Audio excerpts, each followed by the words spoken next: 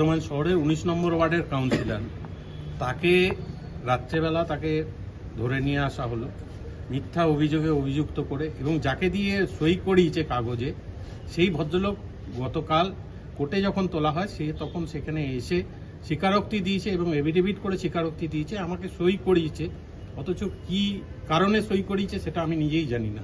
কে সই করেছে? পুলিশ না, ওখানকার কোনো নেতৃত্ব, বিজেপি নেতৃত্ব তারা সই করিয়েছে, কি কারণে সই করিয়েছে সেটা আমি জানি না। অভিযোগকারীকে এসে সই করিয়েছে, সে নিজে কোর্টে এসে জবানবন্দি দিয়ে গেছে, কোর্টে এসে এফিডেভিট করে দিয়ে গেছে। এরপরে বলেছে তাকে পাঁচিল ভাঙার জন্য তাকে 3 লাখ টাকা তাকে পাইয়ে দেওয়া হবে, এইটা তাকে বলা হয়েছে, নিয়ে বলে তাকে দিয়ে সই করিয়েছে। ওটা বিজেপি নেতৃত্বটা বলেছে।